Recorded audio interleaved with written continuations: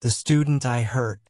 Many years ago, I was a teacher in a small school.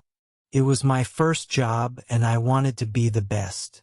I believed that students must learn quickly and I thought mistakes meant they were not trying hard enough.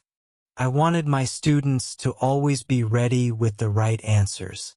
I believed that being strict was the best way to teach. If a student was slow or quiet, I thought they were not paying attention. I did not understand that some students needed more time, more patience, and more kindness. One morning, I stood in front of my class, ready to start the lesson. The sun shone through the windows, filling the room with light. The students sat at their desks waiting.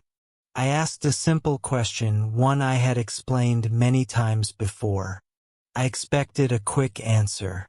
My eyes moved around the room until they stopped on Tom. He sat in the second row, quiet as always. He was a small boy, thin and pale, with big, nervous eyes. He never raised his hand. That day, I decided to call on him. I said his name and the room became silent. The other students turned to look at him. He lifted his head slowly. His hands were shaking. I repeated the question. He opened his mouth but said nothing.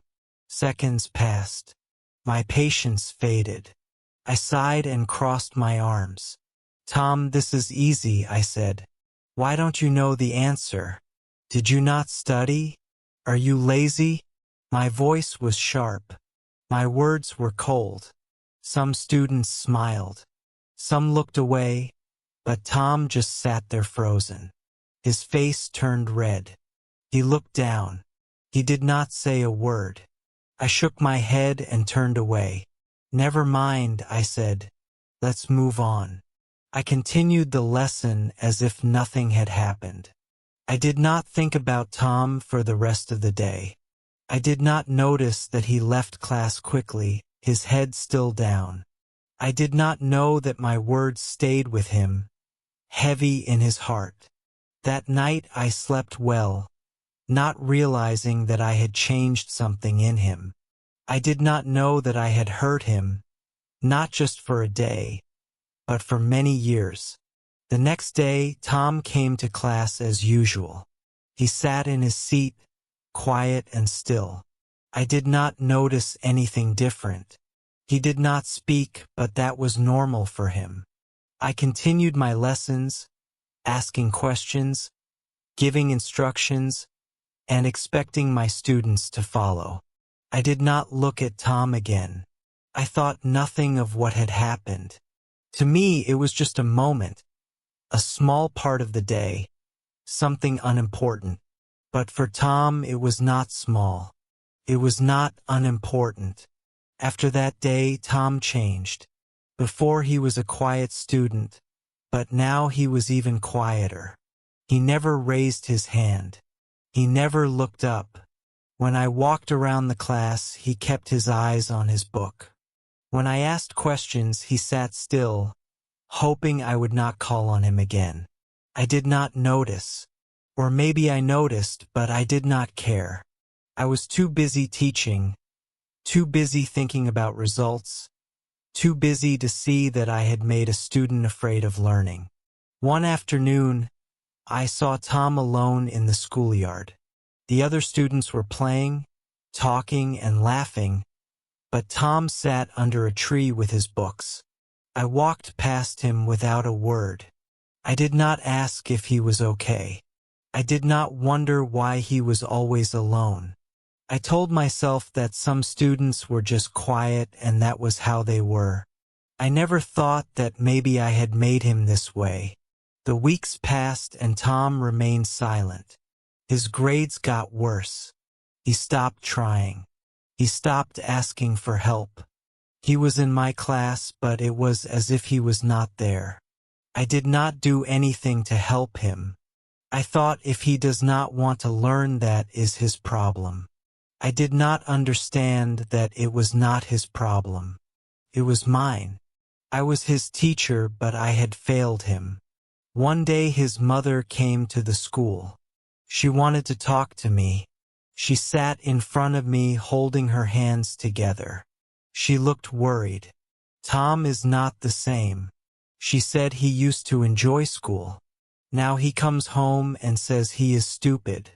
He says he will never be good enough.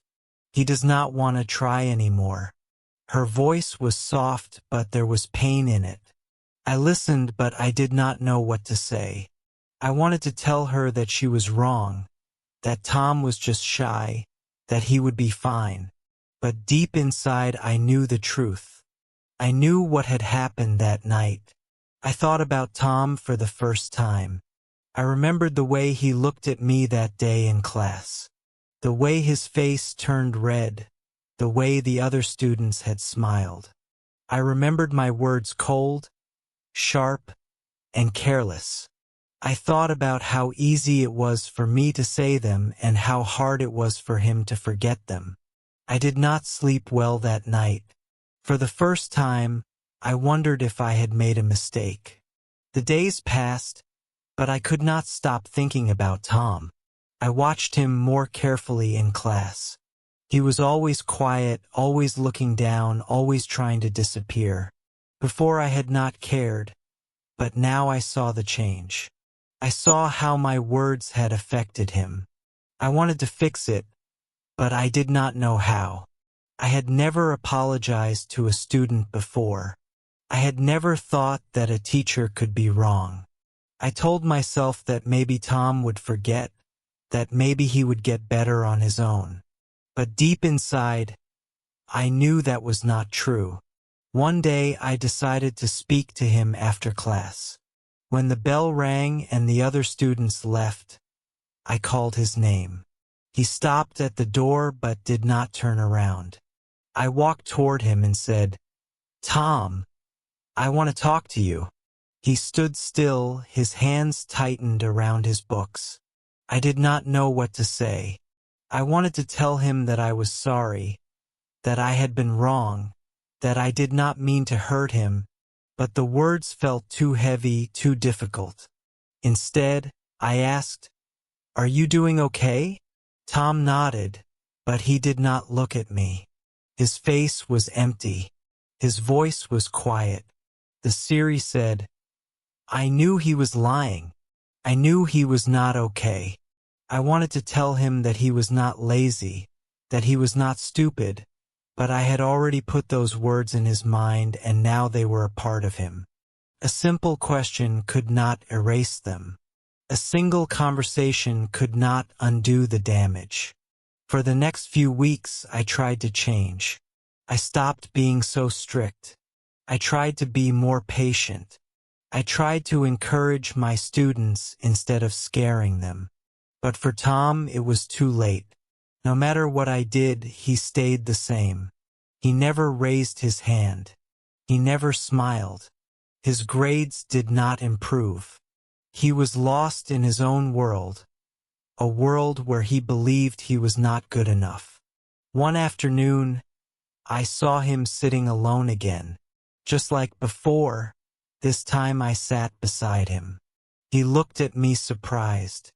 I wanted to tell him something to help, something to fix what I had done, but I did not know what to say. The damage had already been done. So I sat there in silence, hoping he would understand that I cared, even if I had not shown it before. Years later, I would think about that moment. Then I would think about how a few simple words had changed a boy's life. I would think about how easy it was to hurt someone without realizing it. I would think about how a teacher's words can stay in a student's heart forever. And I would wonder if Tom ever forgot what I said that day or if he carried my words with him for the rest of his life. Years passed and I continued teaching. Many students came and went, but I never forgot Tom. His silent face stayed in my mind. I often wondered what had happened to him. Did he finish school? Did he find success? Or did my words stay with him, holding him back? I never knew. I never saw him again. But deep inside I carried the guilt. I knew I had failed him, and I knew there was nothing I could do to change the past. One evening, I was walking home when I passed a small bookstore. The lights inside were warm and inviting. I stopped for a moment and looked through the window. A man stood behind the counter talking to a customer. Something about him seemed familiar. His face was older, his shoulders broader, but his eyes had not changed. They were the same big nervous eyes I remembered from years ago. It was Tom. I stood there frozen. I wanted to go inside to talk to him, to ask him how he was, but I hesitated. What if he still remembered? What if he still carried my words in his heart? Would he want to see me, or would my presence bring back memories he wished to forget? I took a deep breath and stepped inside. The bell above the door rang and Tom looked up. For a moment he did not recognize me. Then I saw something in his eyes. Surprise, confusion, maybe even a little fear. I walked toward the counter and smiled. "Flo," I said. My voice was calm, but inside my heart was beating fast. Tom nodded slowly. "Closer," he said. His voice was steady, but his eyes told a different story. He remembered me. I could see it. He remembered everything. I wanted to say something meaningful, something that would fix the past. But what could I say? Could any words erase the pain I had caused? I looked around the bookstore. It was small but filled with books of all kinds.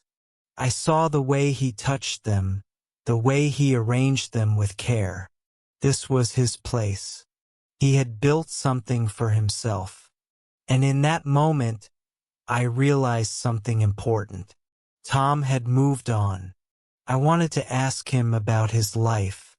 I wanted to know if he was happy, but I also knew that I was a part of his past, not his present.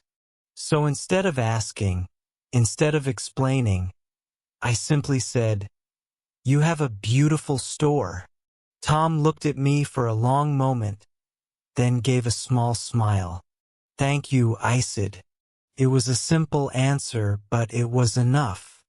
I stood there for a moment, unsure of what to say next. The bookstore was quiet, filled with the soft sound of pages turning. Tom looked at me, waiting. I wanted to tell him that I was sorry. I wanted to explain that I had been young, that I had been wrong, that I had not understood the power of my words. But I knew that an apology after so many years might mean nothing. Words had hurt him before. Could words now make things right? Instead, I picked up a book from the nearest shelf. It was an old classic, one I had read many times. "Do you like this one?" I asked, trying to sound natural. Tom glanced at the book and nodded. "It's a good story," he said. His voice was calm, but there was something in his eyes, a hesitation of distance. I realized then that he had not forgotten. The past was still there between us. I put the book down and looked around. "This place is wonderful," I said. "You must have worked hard to build it." Tom gave a small smile, but he did not say much. I wondered if he had ever imagined this moment, standing face to face with the teacher who once made him feel small. I wondered if he had thought about what he would say, or if he had hoped to never see me again. After a few seconds of silence, I finally said the words I had been holding inside. "Tom," I began, my voice softer, "now I need to tell you something." He looked at me, waiting. I took a deep breath. I was wrong. I admitted I should not have spoken to you that way. I should have been patient. I should have been kind. The words felt heavy, but they were the truth. I hope you know that you were never lazy. You were never stupid. You just needed time and I didn't give it to you. Tom didn't say anything right away. He looked down at the counter, his fingers tapping lightly on the wood. Then finally he nodded. I know, he said simply. His voice was quiet but steady. I didn't know if he meant that he had always known or if he had only just realized it. But either way, I felt something shift, a weight lifting, a space opening. Maybe he would never forget the past, but maybe, just maybe, he had learned to live beyond it. For a moment, neither of us spoke. The bookstore was quiet, and the past hung between us. I wondered if my apology was too late, if it could really make a difference after so many years. But Tom didn't look angry or hurt. He just looked thoughtful. He took a deep breath and said, I used to think about that day a lot. For a long time I believed your words. I thought I wasn't good enough. His voice was calm, but there was a depth to it, a pain that had stayed with him. I nodded, feeling the weight of my words. I wish I could take them back, I said. I wish I had been a better teacher to you. It was the truth. No excuses. Tom looked at me quietly for a moment, then gave a small smile. You are my teacher, he said, and teachers make mistakes too. His words were simple, but they held more kindness than I deserved. I looked around the bookstore, noticing how the books were neatly arranged. You built something great here, I said. You didn't let my words stop you. Tom nodded. Took time, he said. But I learned that one bad moment doesn't define a person. He paused and added, not me and not you. His words struck me deeply. I had carried guilt for so long, believing I had ruined something in him forever. But there he was, strong, living his life. He had turned his pain into something better. And in that moment, I realized that forgiveness isn't just about the past. It's about what we do next. I smiled at Tom, truly smiled for the first time. Thank you. As he nodded, and for the first time in years I felt lighter. I'd entered that bookstore expecting to face my mistakes, but instead I found something else. As I stepped outside into the evening air, I realized that maybe we had both found a way to move forward.